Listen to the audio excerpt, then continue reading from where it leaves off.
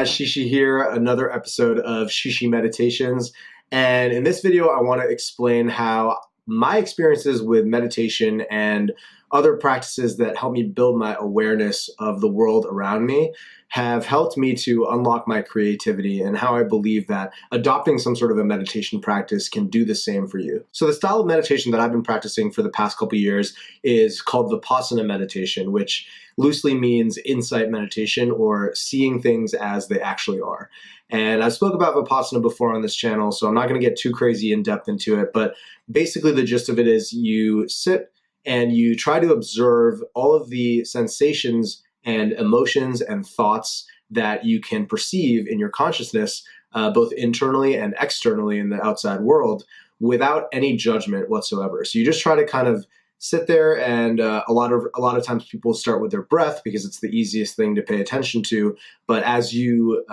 develop subtler and subtler levels of awareness, you can start to perceive that you're thinking about things in certain ways, or that you react to certain bodily sensations or certain emotions in certain ways. And when you start to adopt this practice on a daily basis, it really has a trickle-down effect into other areas of your life. So a really practical example of this in my life is I live in New York City, and if you've ever been in New York City, you know it's a super fast-paced city, a lot's going on, it's very high energy, and there's kind of this funny stereotype about people who live in New York, New Yorkers, and how we all really, really love to walk fast. And if you ever talk to New Yorkers, it's kind of like this thing that we bond over, where we say, oh God, like I hate being stuck behind somebody who's slow. It's just like,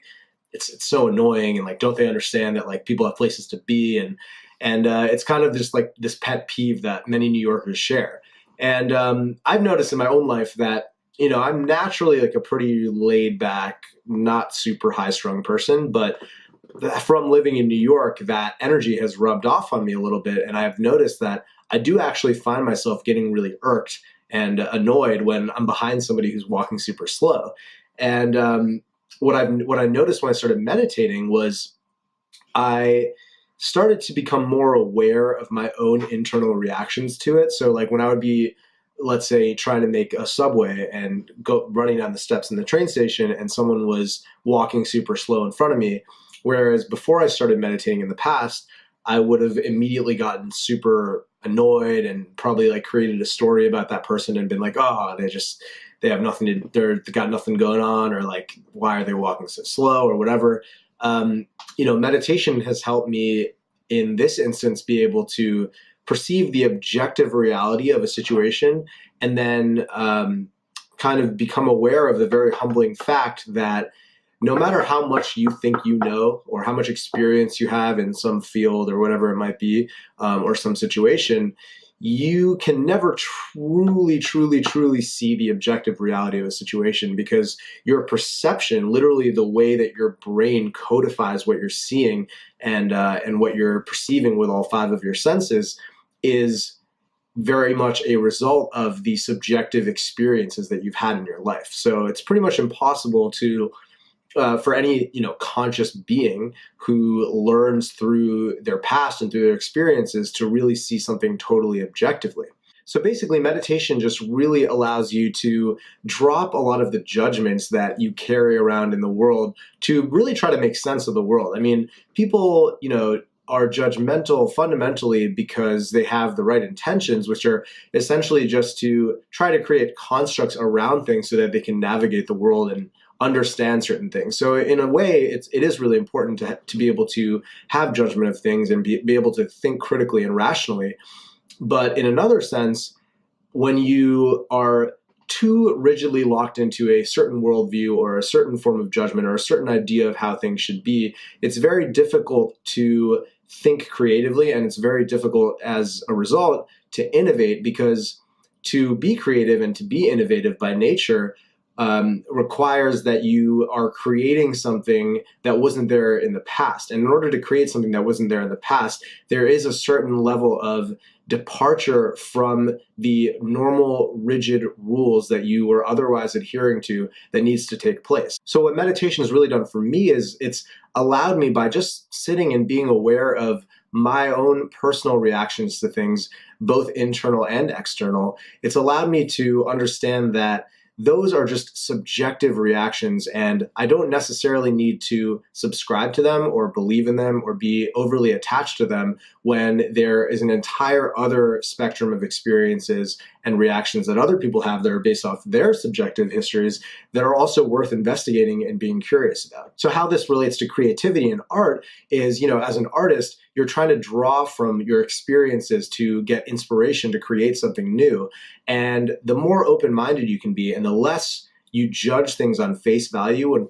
when you perceive them, the more you are able to just see things for what they objectively are without the lens or the mask that you're placing over them that is based off of your own subjective biases. And by perceiving things and people and experiences and sensations and emotions in this way, you give your subconscious mind the space to really be aware of all the possibilities that something might represent, which is super, super crucial if you're trying to create something artistic or something innovative, because you are no longer as locked up in your own subjective worldview, and you're able to then basically draw from a larger palette.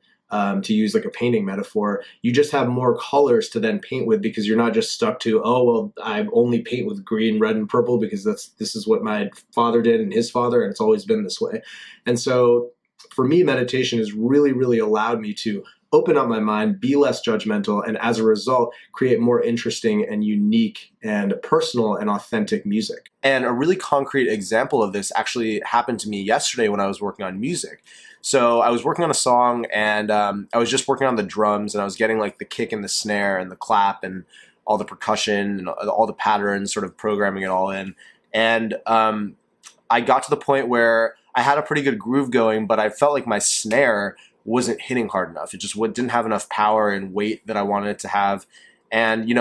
I was kind of like trying layering like different snares and going through a bunch of different snares and trying to figure it out.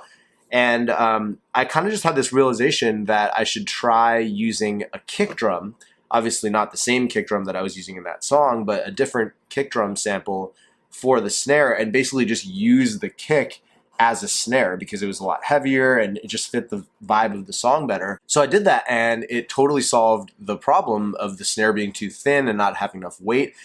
just by essentially using a kick as my snare. And I think this is a really good example of the idea that if you're open-minded and don't judge things at face value, it allows you to pay attention to and observe a lot more qualities of something, which then gives you a lot more opportunities to use that thing in fresh and creative ways. So in this case, if I had just looked at that kick drum sample and said, oh no, this is a kick drum, I'm only allowed to use this as a kick in the context of a song, then I would have never had the thought to say, hey, why don't I just use this as a snare? Like, nobody's going to stop me